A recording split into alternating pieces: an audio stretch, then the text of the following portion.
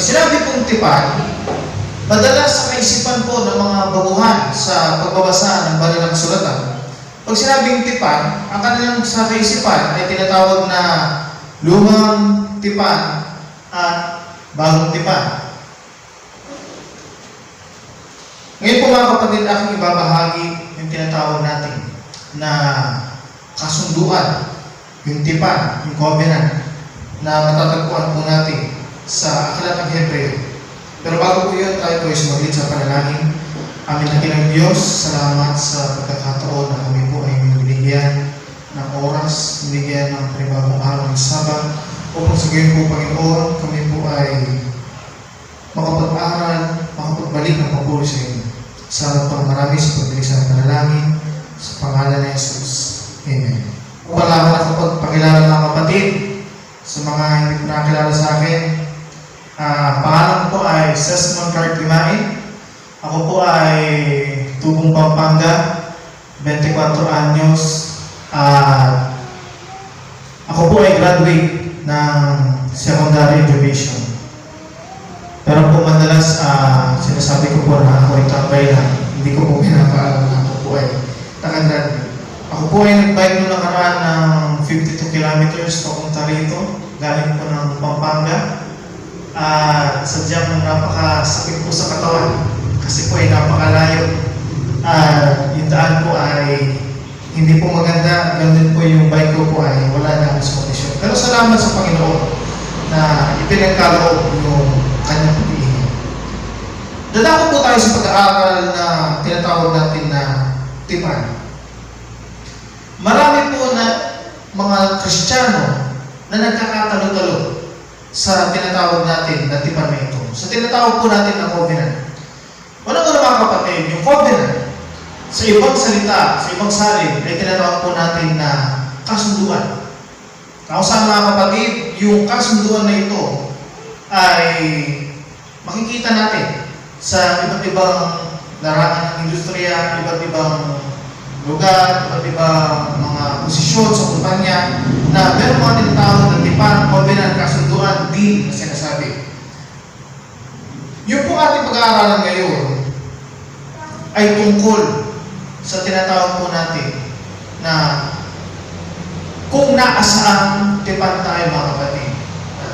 Kung tayo ay naniniwala sa tinatawag natin na Godhead mga kapatid, na isang kadiyusan na mayroong tatlong persona, ang Diyos Ama, Diyos Anak, Diyos Espiritu Santo, na kung saan mga kapatid, na pinaniniwalaan natin na ang Diyos sa kapanahunan ni Adan ay kapareho pa rin ang Diyos sa ating kapanahunan ngayon. Maraming kumukontra, maraming mga salungat na kung saan ang banat ng mga ateista mga kapatid, mga atheist, na yung banat ng sulatan daw po, ay ano po ito? Kontra-kontra daw po. Isa po sa tinatawag na delikado na uri ng pag-aaral ng Biblia ay tinatawag po ng pag-abuso sa talata. Ano po yung pag-abuso sa talata? Pag sinabi yung pag-abuso sa talata, ito po ay kung saan na upang marapatin mo lamang yung sarili na may pagtanggol ang isang tinatawag na punto, ikaw ay tumatalon-talon sa pag-aaral o kaya tumatalon-talon ka sa mga aklat na nasa loob po ng Biblia. Yun po ay delikadong wisdom mga kapatid. Kasi hindi po ganun ang pag-aaral ng Biblia. Dapat po ang ating pag-aaral ay tinatawag natin na contextual. Ibig sabihin po mga kapatid, pag-aaralan natin ng isang chapter, doon po ay nakapaloob, kailangan makita natin yung background, makita natin yung application na doon natin mapapatunayan na yun po ay pumapaloob sa isang panahon na maaaring hindi po applicable sa ibang kapanahon ng mga kapatid. So, dadako po tayo sa aklat po ng Hebreo 8. Ito po yung paborito ng ibang mga iglesia na sa kanila yung sinasabi na yung unang tipan, unang kasunduan ay wala na raw po. Na kung saan yung unang tipan sa kanilang pagkakaintindi, ito ay binakasan ni Kristo sa krus na kung saan yung kautusan daw Yung bagong kasunduan daw ay nauuwi na lamang sa dalawang kautusan. Yung tinatawag natin na pag-ibig sa Diyos at pag-ibig sa kapwa. Pero yung binanggit po yun ni Kristo, siya po ay nagkaroon po ng tinatawag na parallelism, mga kapatid. Maaaring sa ating kaisipan na yung New Testament ay ibang-iba po sa nakasulat sa Old Testament. Hindi po yung totoo, mga kapatid. Kasi almost po ng lahat ng sinasabi sa New Testament, makikita po sa Old Testament, mga kapatid. Napakarami po mga talata na. Ito po yung ating babasahin sa aklat ng Hebreo 8. Ito yung sa kanilang pagkakaintindi ay pinapatunayan na yung unang tipan ay wala na raw po silbi. Sabi po naman dito, mga kapatid, Hebrews 8 verse 7. Sapagkat kung ang unang tipang niyaon ay naging walang kakulangan, ay hindi na sana inihanap ng pangangailangan ang ikalawa. Yung tipan daw pong yun ay merong kakulangan. Mga kapatid, pagpatuloy natin. Sapagkat sa pagkakita ng kakulangan sa kanila ay sinabi niya, narito, dumarating ang mga araw, sinasabi ng Panginoon, na ako'y gagawa ng isang bagong pakikipagtipan sa sambahayan ni Israel at sambahayan ni Judah. Hindi ayon sa tipang aking ipinagkatipan sa kanilang mga magulang, ng araw na sila'y aking tangnan sa kamay upang sila'y ihatid sa labas ng lupain ng Ehipto, sapagkat sila'y hindi na natili sa aking tipan at aking silang pinabayaan, sinasabi ng Panginoon. Nagkaroon daw po ng kakulangan sa mga Israelita sa unang bahay ng Diyos, na kung saan sa pagkukulang na ito, sila daw po ay pinabayaan. Kaya ang sabi ng ibang mga iglesia, na ang mga Seventh-day Adventists, pinabayaan ng Diyos. Bakit? Sapagkat may kakulangan na raw po ang unang tipan. Tayo po'y bumalik, mga kapatid, sa word na tipan, yung kasunduan. Kung makikita natin yung word na tipan, ang unang mong tipan na matatandaan natin sa aklat po ng Genesis. Sino po nakakantanda, mga kapatid? Ano ba yung unang tipan? Okay po, the first promise. Sa aklat po ng Genesis chapter 6. Isa po yung mga kapatid sa unang nabanggit yung word na tipan. Yun po yung pangako ng Diyos kay Noe, mga kapatid. Bagaman meron ibang mga pangako, meron tipan sa panahon ni Adam. Isa po sa pinakauna ng mga babanggit yung word na tipan, covenant o kasunduan, sa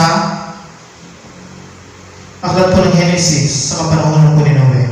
Nung ibinigay yung tinatawag na baghari. Na ito daw po, yung baghari na ito ay sumisimbolo na ang mundo ay hindi napupunawin ng Panginoon sa pamagitan ng baha. So, mga kapatid, tingnan natin. Yung tipan kaya sa Hebreo 8 ay kapareho ng tipan na ibinigay sa Genesis. Hindi po, mga kapatid.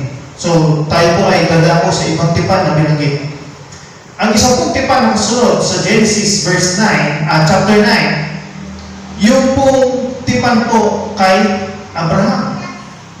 Yung tipan po kay Abraham, mga kapatid, na kung saan sabi doon ay palalaguin ang kanyang lahi. Na sila po ay pararamihin na sindami po ng buhanginan sa tabing dagat, mga kapatid. Pero po yun pa rin ay hindi yung tipan na binabanggit ng ating Diyos, na kung saan ay pinawalang bisa daw po, na kung saan ay nagkaroon ng kakulangan. So tayo po ay dadakulit, fast forward po tayo ng konti sa time. At dumating po yung kasunod na tipan na word, pumasok po ito sa aklat ng Exodo. Exodo 19:5. Na kung saan mga kapatid, yung tipan na ito, doon po pumasok yung tinatawag na kautusan. Kung titignan natin mga kapatid, para saan nga ba yung covenant na ito? Para saan ang kasunduan na ito? Tingnan po natin. Kasi madalas po sa ating kaisipan na yung Diyos ay parang isang boss na nag-uutos lamang. Isang boss na napakataas na nag-uutos at pinapasunod yung mga tao. Kung titignan po natin, meron mga elemento na pumapasok sa tinatawag po natin na covenant. Unang-una po dyan mga kapatid, yung tinatawag natin na partakers or participants mga kapatid. Sa tipan na ibinigay ng Panginoon sa covenant na ito, laging nandoon yung tinatawag natin na participants. Una yung Diyos, ikalawa ay yung kanyang mga tao, kanyang mga anak. So yung Diyos, nakipagkasundo kay Noe, nakipagkasundo nun kay Abraham, this time, nakipagkasundo sa unang bayan ng Diyos, ang Israel. Sa kanilang kasunduan, mga kapatid, nandun po yung tinatawag na andun yung kanilang limitations o kaya yung goal or standards. So yung sa deal na ito na ibinigay sa mga magulang natin na Israelita, nandun po mga kapatid yung tinatawag na yung nilalaman ng kasunduan. Andun po yung kautusan ng kapatid. And then po, nakita natin, nandun po yung participants, nandun yung tinatawag natin na arrangement. Ikatlo, nandun yung tinatawag na punishment. And then ikaapat, nandun din yung reward na tinatawag. Kung makikita natin, ano nga bang kakulangan ng tipan sa Israel? Bakit binanggit sa Hebreo 8:7 na yun po ay nagkaroon ng kakulangan?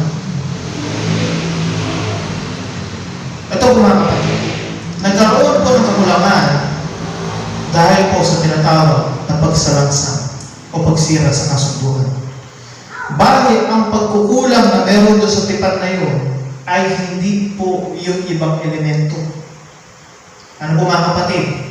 Yung elemento ng participants ng Diyos, yung kanyang arrangement, yung kanyang reward, yan po ay hindi sinira, hindi tinanggal. Kita po natin, ang Diyos po ay firm sa kanyang pangako, firm po sa kanyang tinatawag ng mga kasunduan. Laging tao ang bumibigo sa ganitong kasunduan. Sunod po natin mga kapatid, nung magkulang ang tinatawag natin ng mga Israelita, ano po nangyari doon? Ang kanilang punishment, sila po ay naalis sa pagiging exclusive na bayan ng Diyos. Nang batuhin si Esteban, doon po pumasok na yung bayan ng Diyos ay may bahagi din kasama ang mga hintil. Na yung tinatawag na pagiging bayan ng Diyos na physical Israel ay nawala, naging spiritual Israel, mga kapatid. So sa kapanahon natin ngayon, kasama tayo sa tinatawag na spiritual Israel. Ito po mga kapatid. Ang sabi po doon sa Hebreo 8:10, sapagkat ito ang pakikipagtipang aking gagawin sa sambahayan ng Israel. Pagkatapos ng mga araw na iyon, sinasabi ng Panginoon, ilalagay ko ang aking mga kautusan sa kanilang pag-iisip at sa kanilang mga puso ay aking isusulat ng mga ito. At ako'y magiging Diyos nila at sila'y magiging bayan ko. Hindi po ako magkamali mga kapatid, matatagpuan din ito sa aklat ng Deuteronomy mga kapatid. Kapit na po tayo magtapos. Kung may kita po natin, yung tinatawag na pangako ng Panginoon, yung tinatawag natin mga kabutihan ng Panginoon, ay hindi po nagbabago. Minsan po, pasok sa kaisipan natin na bakit ang Diyos sa Old Testament ay Diyos na pumapatay, Diyos na malupit, Diyos na nagpaparusa, na kung meron nagkasala, buong ka na imamatay. Bakit pagdating sa New Testament, ang Diyos ay nagpapasampal sa kaliwat kanan. Sa totoo lang mga kapatid, kung makikita natin, pag-aaralan natin at sasaliksikin po natin, itong Biblia na ito, hindi po, ang history na ito, kung isusulat lahat ng tinatawag nating mga propeta, ng mga manunulat ng Diyos, magkukulang mga kapatid, yung librong ito. Maraming mga tinatawag na detalye na hindi na po naisama, hindi na po naisulat. Pero kung nakikita natin, yung binigay na time frame sa mga tao, yung binigay na pagtsatsaga ng Diyos ay napakahaba din. Kung ngayon ang Diyos ay maibigin din po siya ng mga kapatid.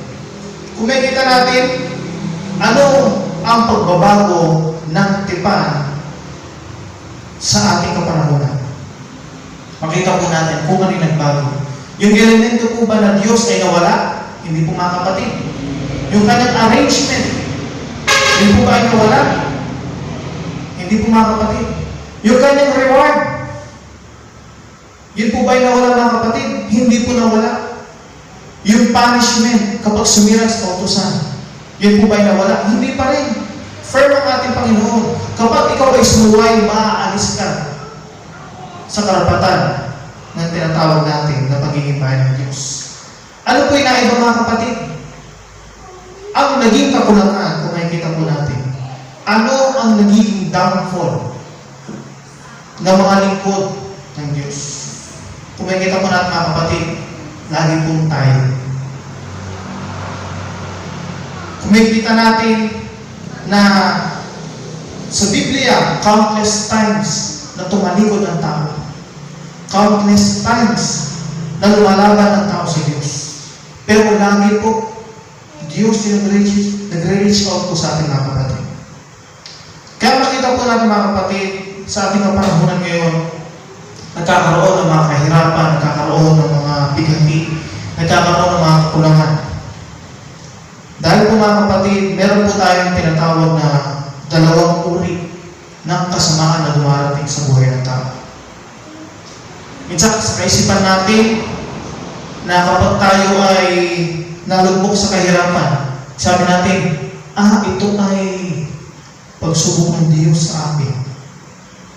Huwag naman mangyari mga kapatid. Kasi nandun po yung tinatawag na ikalawang kasamaan na nangyari sa buhay natin. Ano po yung mga kapatid? Paano nangyari kasamaan? The first one are trials mga kapatid. And the second one are the consequences. Kaya nalulungkot ang tao. Ikalawa ay tinatawag natin na consequences. Meron po mga kapatid na isang sitwasyon, isang ilustrasyon mga kapatid. Meron nagiinuman. Ang nagiinuman na ito ay isang Kristiyano. Yung isa ay atheist. Na kung saan mga kapatid, yung Kristiyano na ito habang nakikipag-inuman dun sa isa, kasi nga po yung problema sa kanyang pag-iinom. Kaya naghihirap ang mundo ito, sabi niya. Dahil kay Satanas, sabi ng atheist. Naku, lagi na lang si Satanas ang sinisisi ng mga Kristiyano. Kawawa naman, lagi sa kanyang sisi. Bagaman mga kapatid, yung salitang ito ay napaka-controversial. Pero hindi po kawawa sa Satanas mga kapatid. Pero kung may katunayan na madalas sa ating downfall, consequences po yan ang ating ginagawa. Kaya po mga kapatid, ang Diyos natin ay hindi po unfair. Ang Diyos po natin ay laging patas. Nawa po ay laging may pasok sa ating kaisipan na humihirap ang mundong ito. Pero mas lalo po nakikilala ang mga taong kumakain. Yung trials mga kapatid ay blessings po yan. Blessings in disguise. Para po mga kapatid. Pansinin po natin, ang mga taong kakaunti ang trials, ang mga taong hindi inisip natin ng trials, sino tinatawag nila? Wala silang tinatawag. Ngunit tayo po na puno-puno ng tinatawag ng mga kapagsubukan sa buhay, tinatawag ng mga paghihirap mga kapatid, pansinin natin, sinong pangalan na ating tinatawag? Gawin po natin mga kapatid, huwag natin ilagay sa huli ang Panginoon na sasabi lang, ipanalangin na lamang, panalangin na lang. Parang lagi nasa dulo ng Panginoon, hindi po ganun mga kapatid. First and foremost, iwanan ko po kayo ng isang talata, Matthew 6:33, parang gasgas na mga kapatid. Pero lagi binabanggit doon, but seek ye first, mga kapatid. First and foremost, the kingdom of God and His righteousness. O sa mga kapatid, kung una natin hanapin ang Diyos, una natin siyang hinahanap, edi una rin po natin siya makikita. Kung sino ang lumalapit sa ating Diyos, hindi po sila pag-iimutan ng ating Panginoon. Basta tayo po mga kapatid, ay maging tapat sa ating pinangahawakan ng pangalan. Tayo po ay hindi lamang Seventh-day Adventist. Napaka-crucial, napaka-importante ng pangalan natin pinangahawakan sapagkat yung word ng Kristiyano, yung apelido nating lahat, ay Christian na mga kapatid. Kaya huwag natin kalimutan yan. Minsan darating na parang pumapait ang buhay, pero tandaan po natin na ang Panginoon ay isang Diyos na tapat sa kanyang pangako. Huwag tayong susuko mga kapatid. Ano mo yung parang delayed, parang huling-huli na, parang late lagi ang Panginoon. Pero napapansin natin, kung ang Diyos ay hindi tapat, naniniwala po ang mga kapatid, walang tao ngayon sa iglesia ito, baka patay tayong lahat. Pero dahil ang Diyos ay tapat, nananatili tayong buhay. Ang miracles po natin ay hindi through prosperity by material things. Pagtulong natin pagising, it's a miracle na.